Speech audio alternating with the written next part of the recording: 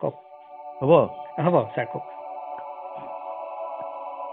অনিৰ্বাণ দত্তৰ গাড়ী। ঠিক আছে।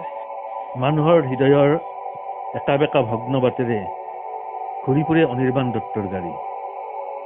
ষ্টেয়াৰিঙত সবল দুহাত, ড্ৰাইভাৰৰ চিটত বহি থকা অনিৰ্বাণ দত্তৰ ভিতৰত বহি থাকে অনিৰ্বাণ দত্ত। এই অনিৰ্বাণ দত্তকে বিচাৰি ফুৰিছিলোঁ ইমান দিনে। তিৰিঙতি লগা ধাৰাসায়ী হোৱা এই গাঁওখনতে তেওঁ থাকে বুলি কেনেকৈ জানিম।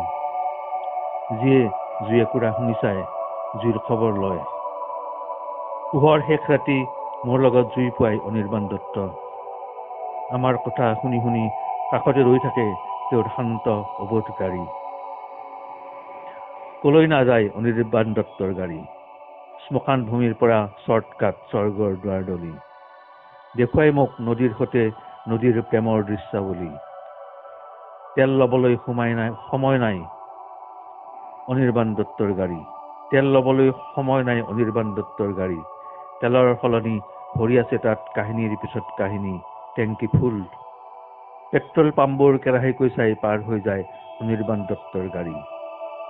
বাহনিৰ তলে তলে জোনাকৰ একা বেকা আলিৰে কিবা বিচাৰি কিবা নিবিচাৰি লৈ ফুৰাই মোক অনিৰ্বাণ দত্ত। 3 দিন 3 ৰাতি শীতত কঁপি কঁপি নিয়ৰত তিতি তিতি অনিৰ্বাণ দত্তৰ গাড়ীত উঠি উঠি ভাগৰি নাভাগৰি ভাগৰি দুয়োৰো পিয়াহ লাগে। পানী খাবলৈ সময় নহয় আমাৰ। এনেতে ৰেলগাড়ীখনে দীঘলকৈ উকিয়াই ৰাতিৰ চিৰিৰে দূৰলৈ দূৰলৈ লৈ যায় মোক। উকিয়াই উকিয়াই ৰৈ যায় অনিৰ্বাণ দত্ত আৰু অনিৰ্বাণ দত্তৰ গাড়ী। অলপ পিছতে চিনাকি